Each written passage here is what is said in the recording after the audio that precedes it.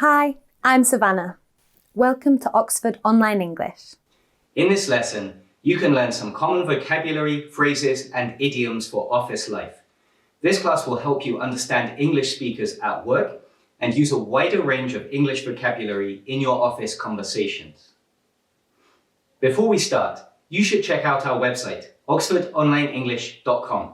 You can find all our free English lessons. We also offer online classes with professional teachers where you can study speaking, prepare for IELTS, improve your pronunciation, or whatever else you want. So, how are things looking? Not good, to be honest. We're way behind our forecasts, we missed our targets for Q1, and it's not looking positive for this quarter either. Okay, so what's going wrong? We're not really sure. Right now, I'm afraid that's not good enough. You're the sales manager, you need to have answers. Well, one problem is that cold calling doesn't seem to be working as well as it did in the past. So, you're in charge. If it's not working, change it. We may be a big company, but we still need to be quick on our feet. I take your point, but I can't turn everything around overnight. A case in point is our high staff turnover. Many of our sales team are relatively inexperienced. But we have a good product. Of course, but inexperienced salespeople don't have that deep understanding of our USP that comes from working here for a while. And in B2B sales, buyers can smell that inexperience. Either way, this is your domain. You need to come up with some answers. Here, you heard some words and phrases to talk about sales. You're going to see some sentences from the dialogue, but the highlighted phrases all have a mistake. Can you correct the mistakes? Let's look. Think about your ideas. Can you remember the correct phrases? Pause the video and find your answers now. Could you do it? Let's see the correct phrases. How did you do? Did you get all the right answers? And do you know what these words and phrases mean? Cold calling is a sales technique. It means calling someone you've never spoken to before and trying to convince them to buy whatever you're selling. Quick on your feet means flexible. If you're quick on your feet, you can adapt to new situations easily. Turnover, in this dialogue, means how often staff arrive and leave. If staff often leave your company and need to be replaced, then you have high turnover. If employees tend to stay at your company for a long time, then you have low turnover. Turnover also has other meanings. In particular, it can mean the total amount of money that goes in and out of a business. Finally, what about USP? What does this stand for? USP stands for Unique Selling Proposition, or sometimes Unique Selling Point. This is about what makes your product or service different from competitors. Maybe your product is higher quality, or maybe it's cheaper, or maybe it has features that competing products don't. These could all be USPs. USP is an abbreviation. You heard two other abbreviations in the dialogue. Do you remember? You heard Q1 and B2B. The Q in Q1 stands for quarter, meaning a 3-month period. Generally, Q1 means January to March. B2B stands for business to business. You can also talk about B2C sales, business to customer. Everything clear? Remember that you can always review a section if you need to. Turn on subtitles or adjust the playback speed to make it slower if you find it difficult to follow. For now, let's look at our next topic. I don't seem to have a copy of the agenda for next week's meeting. Has it not been sent out yet? What? We're not doing the meeting. We're having a conference call instead, so that the team in Singapore can be involved. Really? No one told me. I can forward you the details. Actually, do you have any free time later? I'd like to touch base with you about some of the proposals we'll be making. What proposals? Seems like I'm really out of the loop here. No one's told me anything. I mean the new product lines we're launching for the East Asian market. We talked about it at some length in the last team meeting. You were there, right? Anyway, if you need to refresh your memory, you can read the minutes. I wasn't there. I was in Paris for the conference last week. Remember? Ah, right. In that case, let's find the time later this week. You can catch me up so that I'm ready. Yes, agreed. I'd like your input on a few things. I'll send you the materials and we could fix a time by email. In this dialogue, you heard some vocabulary for talking about meetings and teamwork. Let's see if you can remember what you heard. Can you complete the missing words? If you're stuck, you can always rewind and listen to the dialogue again. Either pause now or review and get your answers. You'll see the answers in a few seconds. Ready? Let's check together. How many did you get? Have you heard these words or phrases before? Touch base means talk or have a discussion. It's a conversational, idiomatic phrase.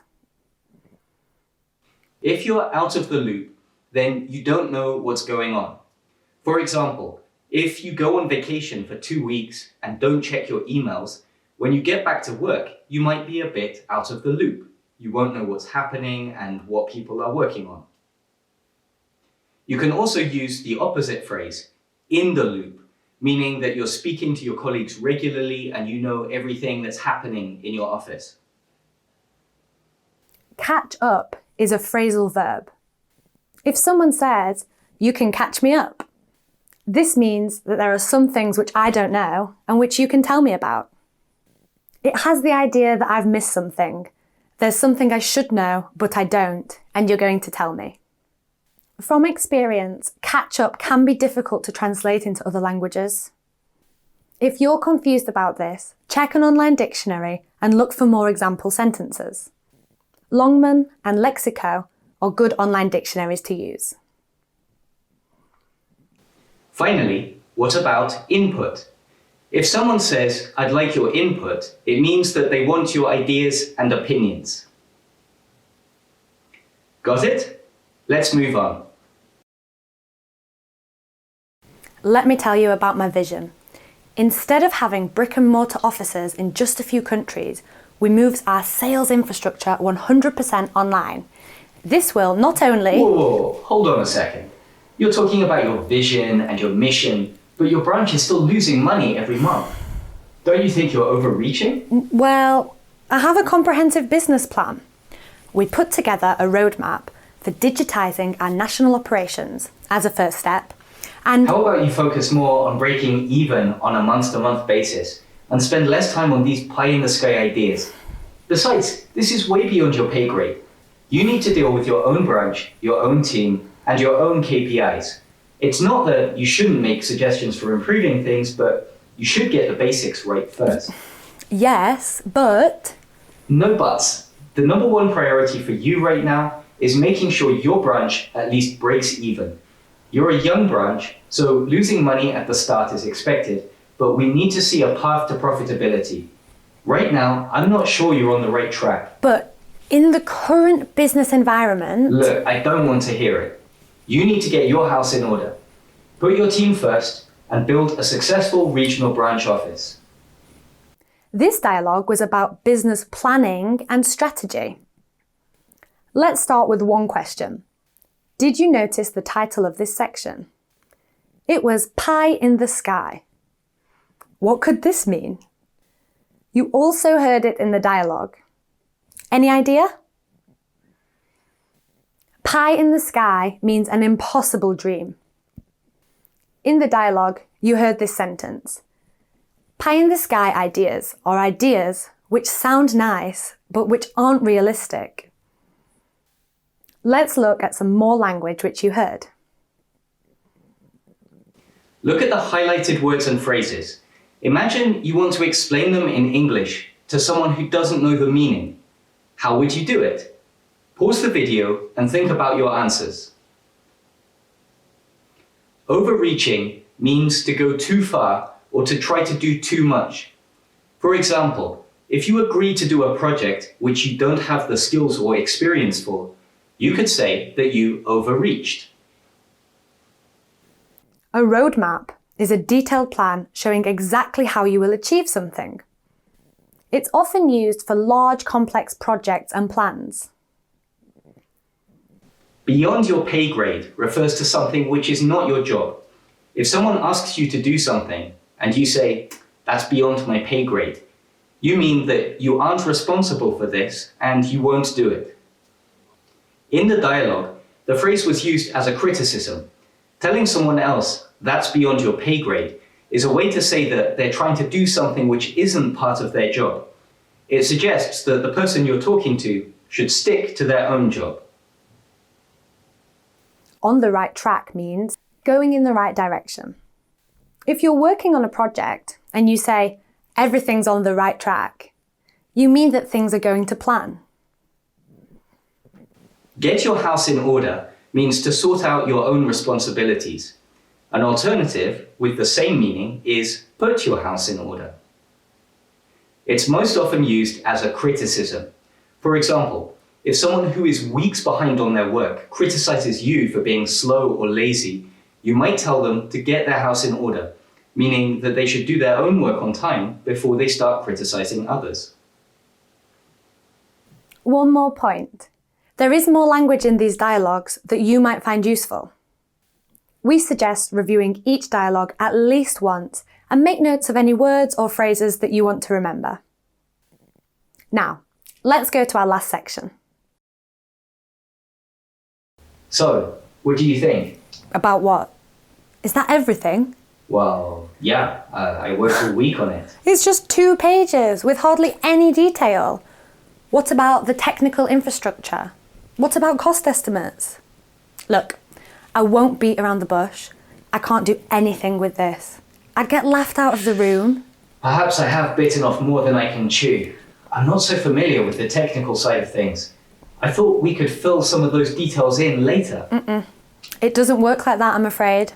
Either you bring me something I can use, or you go back to the drawing board, or you give up. I don't suppose you could assign someone to help me to work on the IT angle. And my hands are tied, I'm afraid.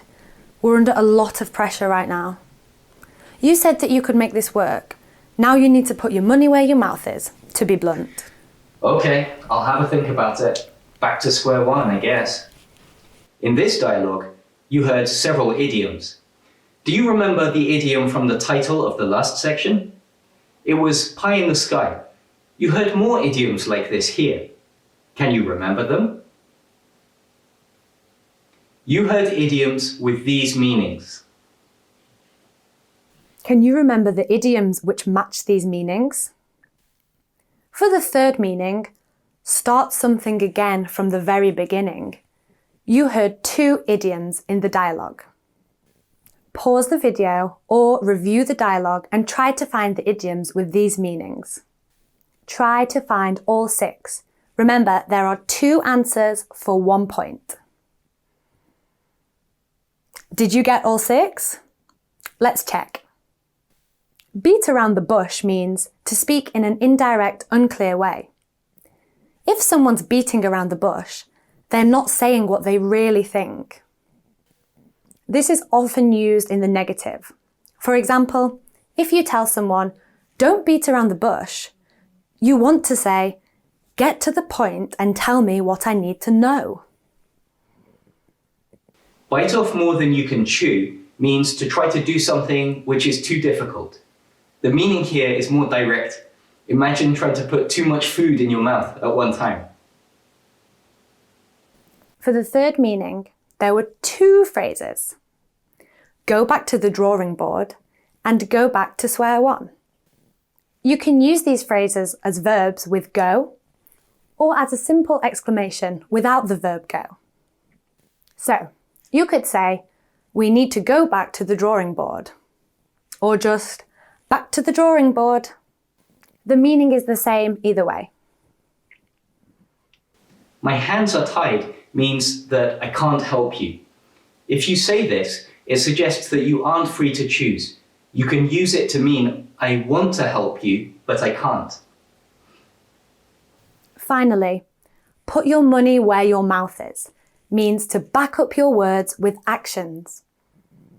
If you tell someone, you need to put your money where your mouth is, you're telling that person to stop talking and do something instead. Have you heard any of these idioms before? You can use them and hear them in many situations, not just in the office. That's all for this class. Thanks for watching. See you next time.